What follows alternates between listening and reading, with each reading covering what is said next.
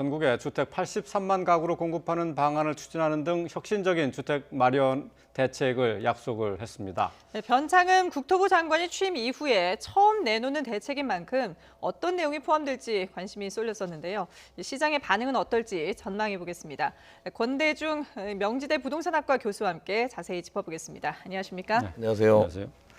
자, 변창흠 장관 취임 이후에 처음 부동산 대책을 내놓은 건데요. 변 장관이 이제 이 관련 내용을 발표를 하면서 이 부동산 대책이 몇 번째 나온 거냐 이걸 세지 말고 이게 이제 주택 공급으로 정부가 내놓은 대책이니까 이걸 좀 살펴봐 달라 그렇게 얘기를 했어요. 그러니까 지금까지는 뭐 정부가 주택이 부족하다라는 데 동의하지 않았는데 이제 공급이 필요하다는 것으로 선회한 것으로 봐야죠. 네, 그렇습니다.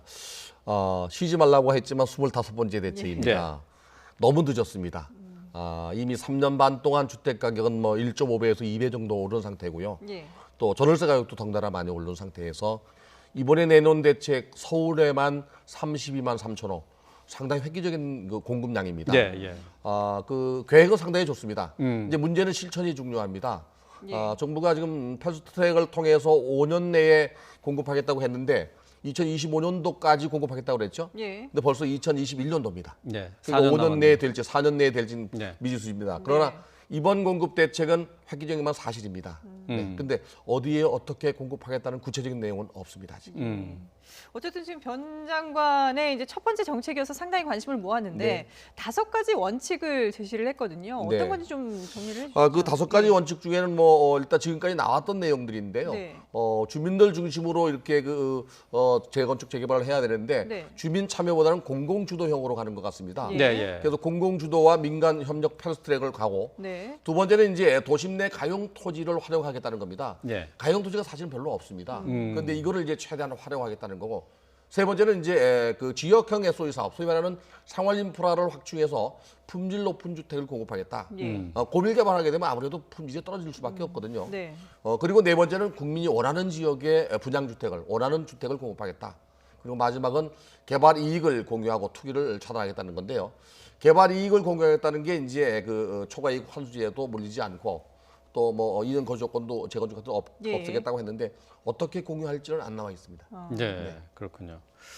자, 어쨌든 뭐 부동산 이 문제로 문재인 대통령이 이제 국민께 사과까지 한 상황인데 말이죠. 지금 어쨌든 공급 대책 뭐 처음에 말씀하실 때 너무 늦었다라고 얘기는 했습니다만은 지금 현재 사실 좀 잠잠하던 주택 가격이 다시 또 움직이고 있는 상황이죠. 지금 이제 구정이 지나면 이사철입니다. 전월세 가격이 움직이면 매매 가격도 오르거든요. 1월 달 말 기준으로 한국부동산원의 자료를 보면은요. 서울이 0.4% 올랐습니다. 그리고 수도권도 0.8%로 올랐습니다. 지속적으로 주택 가격이 오르고 있는 것은 결국에는 공급이 부족하고 수요가 많은 거거든요.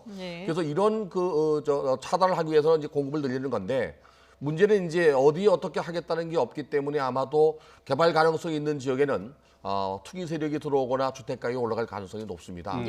지난번에 발표했던 재개발 사업 지구가 있거든요. 공공재개발 8군데도 이미 가격이 많이 올랐어요. 그래서 정부가 이 그 지구 지정하듯이 사업을 확정짓는 순간 그 뒤로 매매하는 것은 입주권을 주지 않겠다. 이렇게 발표를 했습니다. 일단. 그렇군요. 앞서서 저희가 이제 취재 기자를 통해서 이 그 발표 내용을 좀 정리를 해봤습니다만 이제 공공이 주도해서 고밀도 재개발하는 것이 이제 핵심 내용 아니겠습니까? 그렇죠. 이제 공공 주도 재개발, 재건축 같은 경우에는 그동안 적용됐었던 규제가 풀리는 거죠.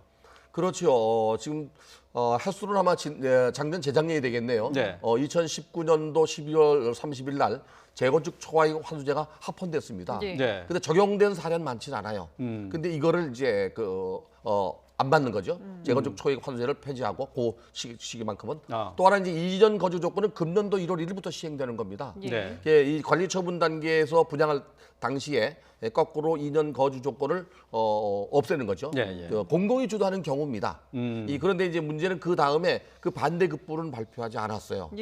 이렇게 재건축 초과이익 환수제도 안 받고 2년 거주 조건도 없는 대신에 무엇을 바라느냐? 그건 없는데 이 역세권 개발이나 이 그 개발 자체를 정비사업법으로 하는 게 아니고 예. 공공주택 특별법으로 개발하겠다 그랬거든요. 이 공공주택 특별법으로 개발하게 되면 전체 물량의 기존 신도시 같은 경우는 50%까지도 임대주택을 만들 수 있고요. 예. 아마도 늘어나는 양의 한 50%까지는 임대주택이나 또는 기부 체납 받아서 공공주택으로 분양하지 않겠나는 생각이 들어요. 예. 반대급부 없이 정부가 이렇게 완화해 주지 않을 거라고 봐요. 반대급부는 글쎄 이제 그 개발하는 입장에서 이익이 충분히 있어야 되는 것 아니겠습니까? 그렇죠. 그러니까 용적률 완화해주고 네. 뭐 일조권이나 뭐 이런 것들도 주차장 규정 같은 것도 완화해주는 것으로 일단 이렇게 보도가 상기하는 됐거든요. 거죠. 예. 네, 그래서 이 공공이 주도하는 경우에는 조합 결성을 안 합니다. 그냥 주민대표 위반해서 그냥 뭐 동의받고 그 사업을 추진되기 때문에 일사천리로 빨리 진행될 수는 있어요. 별도의 조합이 필요 없군요. 네, 조합이 필요 없습니다. 공공이 진행하는 경우는. 예. 그래서 사업이 이제 빨리 진행된다는 얘기인데 이 공공이 주도하는 경우는 아마 그 종전자산을 등가 교환 방식으로 조무자산으로 교환하는 방식으로 갈 것 같아요. 그래서 문제는 등가 교환이라는 것은 구체적으로 어떻게 제가 만약에 마련하나? 5억짜리 주택을 갖고 있다면 5억을 바꾸는 식으로 새 거로 바꾸는 식으로 이렇게 갈 것 같아요. 그러니까 평가한 금액을 용적률 올리는 거는 이제 공공이 가져가고 개발 이익의 추가 부담 정도는 나오지 않는 정도로 이렇게 아마 개발 이익을 상기하지 않겠나. 그런 생각이 되는데요. 예. 문제는 이제 이렇게 공공이 개발하는 경우에 기간은 짧아지지만 주민들의 합의가 문제입니다. 그렇죠. 지금까지는 그 조합 결성할 때 5분의 4 이상의 동의를 받아야 됩니다. 근데 이걸 3분의 2로 낮춘다는 거거든요. 도시 및 주거환경 정비법상 조합 결성 조건이 5분의 4, 80% 이상인데 서울시 같은 경우는 박원순 시장 당시에 30%만 반대하면 재개발 재건축 사업증을 해제했거든요. 네, 예. 근데 이번에 이제 3분의 2로 낮추면 66%만 받으면 일단 사업을 추진할 수 있어서 네. 반대하는 35% 정도, 소위 34, 5% 정도가 권리 침해를 받을 수 있습니다. 네. 그런 문제가 있을 수 있고요. 예. 또 한 가지는 이제 이렇게 그 법으로 도시민주환경 정비법으로 갈 수가 없다 보니까 국토부가 지방자치단체의 권한을 위임받아서 이렇게 같이 공동으로 추진하는 방안도 아마 강구하는 것 같습니다. 예. 그 지금 보면은 뭐 역세권 개발, 저층 주거지도 공공이 이제 주도를 하는 거고, 그리고 네. 재건축 재개발도 이제 속도를 내겠다라고 했는데 이 부분도 사실 많은 관심이거든요. 사실 그 동안에는 재건축이나 재개발이 집값을 상승시키는 요인이다라고 이렇게 꼽혀왔었잖아요. 근데 이번에는 그럼 어떻게 추진을 하겠다는 건가요? 우선은 그 공공재개발은 이미 추진되고 있습니다. 예. 지난번에 10군데를 발표했고요. 예. 3월 말쯤 아마 또 한 그 이상 발표할 것 같습니다. 이런 지역은 이미 그 지구 지정된 날 그 이후부터는 뭐 거래하더라도 네네. 입주권이 없습니다. 그 재개발, 재건축 같은 경우는 대부분 아파트 단지이기 때문에 중산층 이상이에요. 그래서 그 개인 민간 사업자 방식으로 가기 때문에 주민이 원하지 않으면 못 갈 수 있거든요. 네. 근데 이제 못 가는 이유 중에 하나가 이제 고밀로 되어 있는 경우, 이미 고밀로 되어 있는 경우는 추가 용적률을 주지 않으면 추가 부담이 나와서 재건축할 수가 없어요. 예. 예. 여기에 정부가 용적률을 올려주고 그만큼 이제 수익을 개선해 주는 대가로 재건축을 추진하면서 공공이 참여하겠다는 얘기거든요. 그래 되면 늘어나는 용적률의 일정 부분은 정부가 주도하는 대로 분양주택이나 임대주택이나 토지 임대주택이나 환매 조건부 또는 네. 지분형 주택을 아마 참여시킬 공급에 이렇게 포함시킬 가능성도 있습니다. 네. 주택 공급의 주요 대책 방안으로 이제 고밀 개발을 하는데 어디를 하느냐 이제 네. 이거는 아직 나와 있지 않았다고 지적을 하셨는데 말이죠. 이제 역세권, 준공업 지역 또 저층의 주택 밀집지를 얘기를 했는데 그럼 이 가운데에서 어느 곳이 대상이 될 수 있느냐 이거는 뭐 글쎄 이제 추정을 좀 해봐야 되는 지금 단계가 되네요. 우선 재개발 재건축 사업지는 서울에 뭐 한 350군데, 90군데 정도 돼요. 두 개 네. 합쳐서 많은데 뭐 다 대상이 될 수 있고요. 준공업 지역의 용적률을 올리는 거는 세대수가 한 6천 가구밖에 안 되기 때문에 뭐 서울의 준공업 지역이 거의 영등포나 구로구밖에 없습니다. 아, 네. 그래요? 그런 지역이 될 것 같고요. 예. 저층 주거 지역은 어디가 될지 모르겠어요. 이 저층 주거 지역 중에서도 특히 이제 다세대 주택인 경우에는 서울시 같은 경우는 신축한 지 15년만 넘으면 노후불량 주택으로 분류가 돼서 예. 재개발 재건축을 할 수가 있어요. 예. 이런 밀집 지역을 아마 선택할 텐데 이번에 서울 지역의 32만 3천호가 어디에 어떻게 하겠다는 거 방법은 있지만 어디에 한다는 게 없기 때문에 그렇죠. 향후에 아마 발표가 되면 그 지역은 좀 뭐랄까 그 주변 지역은 집값이 오르지 않겠나. 예. 현재 어디라고 발표 안 했기 때문에 전반적으로 집값이 오를 가능성도 없잖아 있어요. 그래요. 그렇죠. 예. 당정이 이제 그 주택 공급 대책을 내놓으면서 시장에 쇼크를 줄 만한 그 공급 수준이다 이렇게 얘기를 했거든요. 근데 그러면서 했었던 얘기가 단기간으로 이제 공급이 늘어나는 것은 아니기 때문에 시장이 과열된다면은 추가 대책도 내놓는다고 했어요. 어떤 식으로 대응하게 될까요? 우선은 아마도 공급 물량이 뭐 한 번에 입주 물량으로 돌아오지도 않을 거고요. 네. 또 차근차근 연차별로 이제 시작이 될 텐데 입주 물량으로 돌아오기 전까지는 주택 가격이 올라갈 수밖에 없어요. 근데 이전에 발표했던 그 정부가 지금까지 3기 신도시를 비롯해서 127만 가구 플러스 알파가 있습니다. 네. 이걸 금년에 이제 3만 가구, 3만 6천 가구인가요?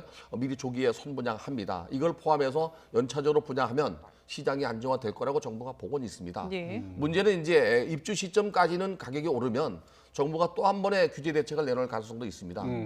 그 규제 대책이라는 것은 지금 현재 조정 대상 지역이나 또는 뭐 투기 과일지구까지 대출을 규제하거나 그럴 수 있는데 그거 이외에 특별하게 뭐 주택 거래 허가제를 도입하지 않는 한 또 재건축 재개발 사업이나 개발되는데 입주권을 주지 않는 그런 대책 외에는 없다고 봐요 저는. 예. 그래서 송강기 부총리는 지금 토지거래 허가제도 언급을 했거든요. 네. 예, 그러니까 그런 정도의 대책이 나온다면은 지금 공급을 늘린다고 발표를 했습니다마는 주택 가격이 오를 위험성이 있지 않습니까? 그렇죠.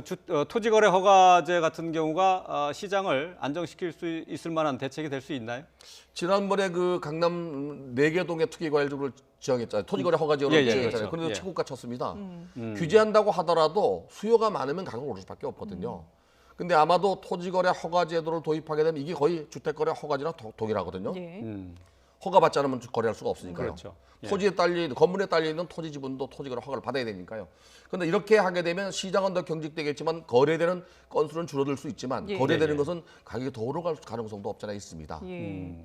좀 집값이 이제 뭐 안정보다는 다소 좀 오를 가능성이, 그러니까 당분간은 오를 수밖에 없는 그런 상황이 되는데, 네. 근데 집값이 오르는 만큼 또 이제 서민들도 상당히 부담 아니겠습니까? 거기다가 앞서 말씀하신 것처럼 이제 설이 지나고 나면 이사철인데, 네. 물론 이제 집을 사고 파는 사람들도 있겠지만 전세로 이제 이동을 하려고 하는 사람들에게도 상당히 부담이 될 수밖에 없거든요. 이게 결국은 매매값과 전세값이 같이 움직일 수밖에 없는 상황인데 전세는 어떻게 좀 대란을 잡을 수가 있을까요? 거래 시장이 정상화돼야 전월세 시장이 안정화됩니다. 예. 근데 거래 시장이 불안전하면 결국에 전월세 시장도 불안전하거든요. 그렇죠. 2017년도 12월 13일부터 정부가 임대주택 등록 활성화 방안으로 지난해 6월 말까지 임대주택에 등록한 가구 수가 4년 8년짜리거든요. 네. 이게 160만 7천 가구나 됩니다. 이게 시장에 나올 수가 없어요 지금. 지난번 6.17 대책에서 반만 지나면 팔 수 있게 했지만 예. 임대사업자 등록을 낸 사람들은 기간이 끝까지 가야만 세제 혜택이 많아요. 보유 기간도 또 예, 세제 예, 혜택이 예. 있으니까 이게 시장에 나올 수 있도록 정부가 유도해야 되고요. 예. 그렇게 하려면은 지금도 임대주택에 등록하지 않은 다가구 주택이 많아요. 다주택자가 많아요. 예. 그런 사람들이 시장에 물건을 내놓을 수 있도록 한시적으로 사실은 양도세를 완화해서 팔게 해야 되는데 예. 정부가 그건 안 하고 있거든요. 그렇죠. 예, 예. 그렇게 되면 결국에 신축해서 공급하는 기간은 아무리 빨라도 2년 반 3년이 걸려요. 그때까지는 전월세 시장도 매매 시장이 불안하기 때문에 같이 불안할 수밖에 불안하다. 없다. 네, 그런 생각이 듭니다. 네. 그 앞으로 2, 3년 정도는 시장 불안이 계속될 것으로 예상을 할 수 있을 텐데 어쨌든 시장에 공급이 좀 늘어나야 될 텐데 기존 주택이 나올 수 있는 길을 지금 현재는 정부가 막아놓고 있다 이렇게 봐야 되는 거죠. 그렇죠. 그런데 이제 임대주택 등록을 한 게 2018년도, 19년도 했거든요. 17년 12월 13일 날 발표했으니까요. 예. 2018년 4월 말까지 했는데 그 4년짜리 주택은 내년 말부터 나옵니다. 예. 내년 말 후년부터 시정의 물량으로 나올 가능성이 높아요. 네. 왜 그런가 하면 4년, 8년은 향후에 없어지고 10년 임대로 바뀝니다. 예. 그럼 임대 사업자를 낸 사람들이 짧은 게 갖고 있다가 길게 못 가거든요. 예. 예. 알겠습니다. 예. 네, 지금까지 권대중 명지대 부동산학과 교수와 함께했습니다. 잘 들었습니다. 고맙습니다.